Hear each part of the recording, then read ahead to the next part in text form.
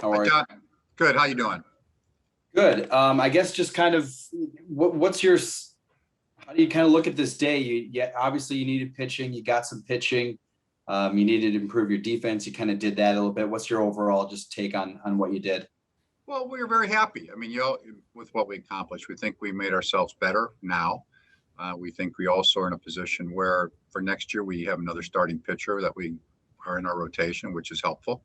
Um, we traded some young arms, but we also got a couple of young arms back today, not only with this deal, but the Pirates deal. We like Ogle's arm a great deal. And part of the key for us, if we were going to trade a guy like Spencer Howard, we wanted to get an arm back, and we like Hans Cross a lot, actually. So we think he's very good, a very quality prospect. So we're really happy with what took place. We think it gives us a chance to win, a little better chance to win based upon what we did. And of course, we got to take care of it on the field, but it gives us that three established starting pitchers now. We're still hopeful Eflin will be back and think he will be relatively soon. And we'll have to piecemeal. Hopefully Vince steps up and helps us out in that regard. I'm not sure what we're going to do at this point in the fifth spot. That'll be up to Joe. I'm not sure who's going to get that other start at this point, but we think we're better. How do you see Freddie working in? Could he play short and Didi move to third? Well, the way Freddie, as you probably know, is not ready to play right now. Right. He's coming off of the quad, so he'll be ready around the 10th, 15th. What we decided. There's a couple factors here. One is that he's a good player. He can play a bunch of different positions. We can see how things continue to progress. Didi is a good player. He has been up and down this year. It gives us another alternative in addition to who we already have on our roster. If somebody else plays shortstop, that alternative is there. And again, the one thing good about Freddie is that he can play a bunch of different positions. So we don't have to make any declarations. We can let that all play out. We know Didi's a better player than he's been playing so far. And I think he'll step up and do so for us. But the other thing is too, and I think for us, which really protect us, if you have a chance in this case to try to compete, after today, you can't acquire anybody else from outside your organization. So that was part of the reason there too, because if you don't make the move and you have an injury at various different positions, we have some people within our organization, but this gives us another established major league player that's got some veteran status that we think can help us in a number of roles. Thanks, Dave. Sure. Let's go to Matt Gelb and then Jim Salisbury. Hey, Dave. I'm wondering, it appears in both trades you guys got money back and gave up perhaps maybe a greater prospect package to get those financial savings. Why was that the path you guys chose? Well, what was about the prospect? I didn't catch the prospect package part of it. It appears, I mean, you guys saved some money in exchange for possibly giving up a better prospect package. Why was that the route you guys took? Well, for that not necessarily was the case all along. These were the type names even before the finances were involved. So we weren't looking to cut back and add. I mean, we liked the guys we gave, but we also thought we got quality return for us. And we think that, for example, for us, if you talk about the strength of the organization, we have a lot of arms we were asked about that we didn't even trade, didn't even come close to trading. So we think it's a depth perspective from us. And, anytime you can try to save some dollars, you try to do that. So that was really the case. Jim? Dave, are you under the tax?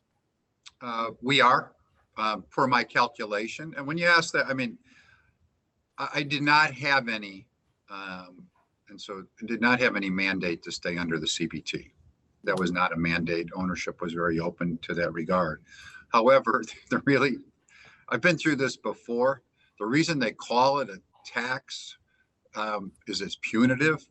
So you try to save yourself some punitive damages by staying below the CBT, as you can normally, most clubs do. It's not only this, but loss of potential money to sign international free agents, all that. So really it's a goal to stay below that. We did not give up. We never were in a position where we said, well, we'll give you more if you pick up more salary. That was always part of, hey, this is where we are. This is what we're looking to do. But sure, it was a drive, but by no means was it a mandate to stay. Ownership was very open to that. I might have got on here 60 seconds late. Did you talk about the role that Ian Kennedy will fill? Well, I know he's going to pitch in the back end, but I'm going to have to let Joe answer that question because I've always figured that the manager makes that decision. Great. I'm going to pick in the back end of the bullpen somewhere, but I'll let Joe answer that. Do you think there was any impropriety between Pittsburgh and Seattle the other day? I do not. I do not. And I'll even tell you that I've known Ben Cherington for a long time, and I saw some speculations of things. It's never easy when you replace somebody in a job, but we offered Ben an opportunity to stay with us. We talked about, he called me the other day.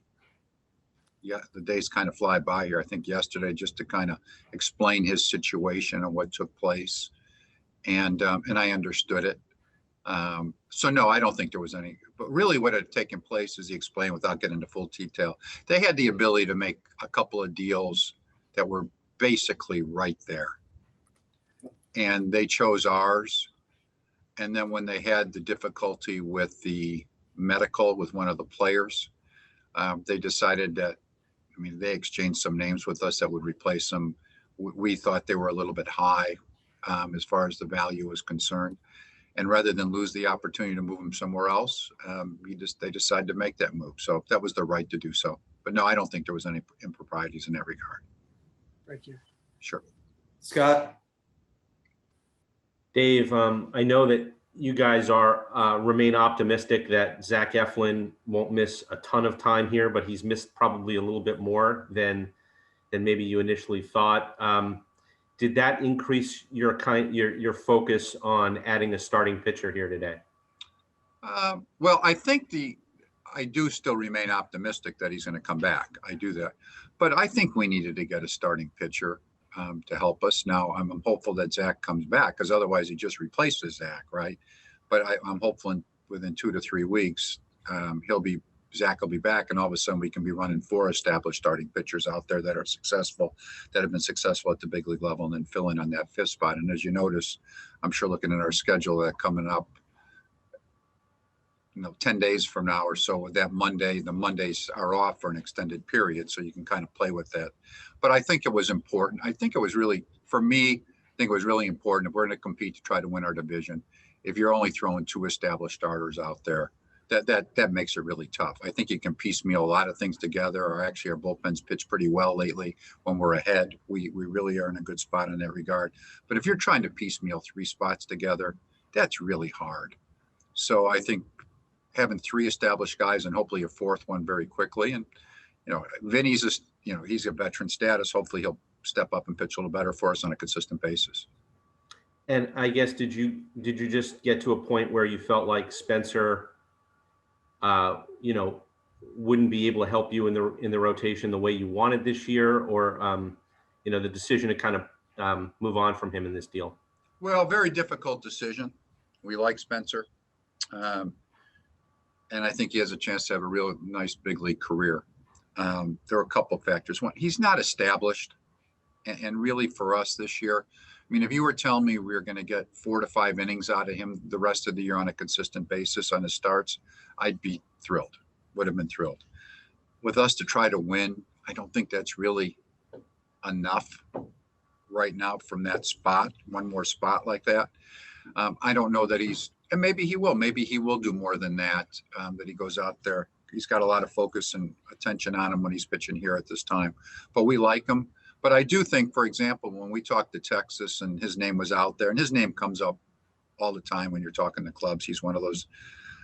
It was really important if we were going to talk about him, we wanted to get another young pitcher in return that we liked a great deal. And we would not have made the trade of trading that caliber of player unless we got Krause back in the deal. And you look at Krause's numbers and his pedigree. I mean, he's a good pitcher. He's a good prospect. A little bit further away, he could end up pitching in AAA by the end of the year. I mean, so that potential exists. But that's really the start. We liked him. We just think with what we were trying to do, we're willing to give up the potential there, replacing it with Krause.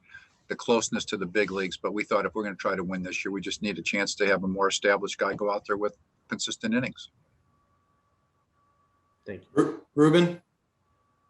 Hi, David. Hey, Ruben. Congratulations on your moves. I know how difficult they are to make. Thank you. I just wanted to ask, and it's been, maybe somebody's already asked it, but is there any consideration about moving Major Suarez into the rotation to keep him in his role in the back end? That is a great question. That is one where we have talked about it ourselves at times. I've talked with Sam and with Joe and with Caleb. We've never come up with a definitive answer on that. And with as much going on, of course, we didn't know if we were going to make the trade until 4 o'clock. I haven't even talked to Joe about that afterwards. I don't know which way he is going to choose to want to go with that once he looks at his staff. Is it a potential? Perhaps, but the one thing we talked about, if we would do that, and I'm not saying we would, if we do it, we'd want to keep them consistently in the starting rotation for the rest of the year, not keep floating them back, starter, reliever. So what he needs to do is kind of sit down, look at how his pen now looks with getting Kennedy here, and the other guys that we have, and look at which way he decides he wants to go with the best way of making up. And so I don't mean to play Cohen, but that would really be a question that will come up for Joe more so. And I'm not sure that he has an answer because we hit him with this. We, of course, you had to talk to Spencer because we're here still in Philly and he's in Pittsburgh. He talked to Spencer for us. We had the Kinsler moves to make, and then hopefully we can win a ball game tonight. Thanks, David. You're welcome. All right, guys, we have time for a few more. Let's go back to Todd and then Matt. Dave, you made the trade, but I was just curious. Kyle Gibson was really strong. His first 16, I think, his last 3 really struggled. Just wondering what you made out of that and if that gave you any pause. I guess it didn't, but anything to that? Well, we looked at it. Really, there hasn't been much of a fall off in his stuff, which was the encouraging part of it. Sometimes guys just have some bad outings. His last 3 outings haven't been quite as good, but his stuff was still as good.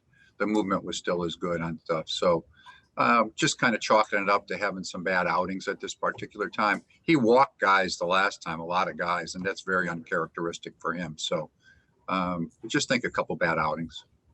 And you said you can't get anybody from outside the organization after today.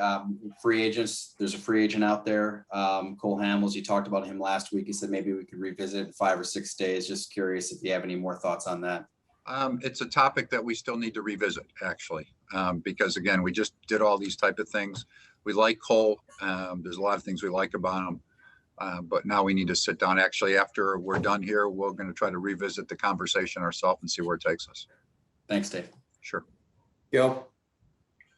Dave, had the trade with Pittsburgh gone through, would you have acquired Gibson or another starter today still? If the you know what? I can't even answer that question, but probably, but I have to think more thoroughly about that one. If the one with Pittsburgh, yeah, we would have been open. I guess we'd have been open to it.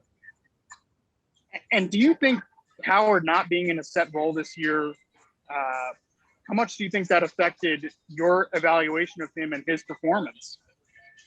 Well, I think the guy's been we've said this all. I think he's been in a tough spot in his development situation here in the organization for an extended time.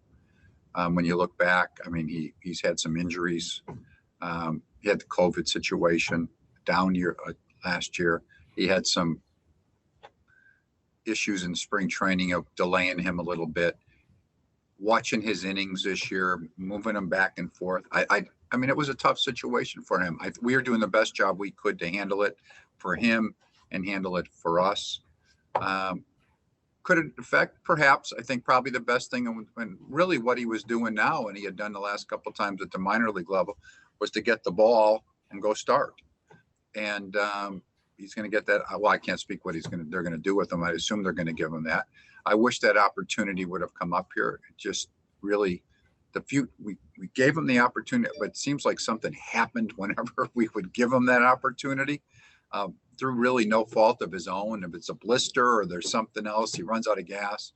So it really is one of those that we tried to do.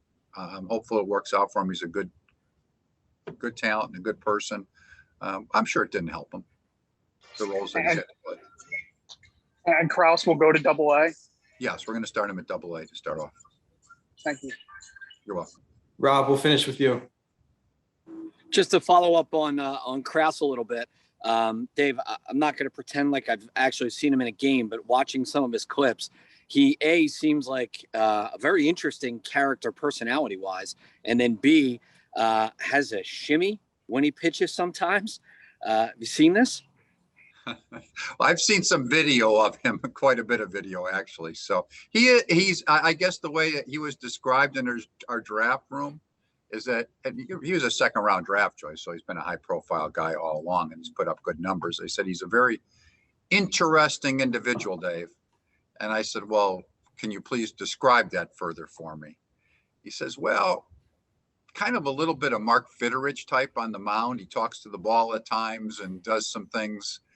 And I said, well, Fitteridge was pretty good. But he is an unusual character, but he's a good pitcher. He's got good stuff.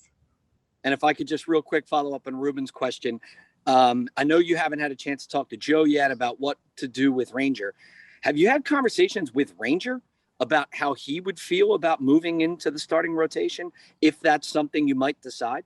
We have not asked him that question yet because we usually would wait off this because I don't even know he's going to do it. So I really want him focused on the job that he's doing at the particular time. But Ranger has all along told us that he would do whatever we wanted him to do. In this year, and they tell me in the past, he feels he can do both. So, but we have not approached him about that at this point. I would be really surprised if we went to him and said, we'd like you to start, that he would say no. But it has not been a topic. And again, I don't even know if we're going to do it. Thanks, Dave. You're welcome. Dave, thank you very much for your time. We appreciate it. All right. Thanks a lot. Appreciate it. Thanks for being on.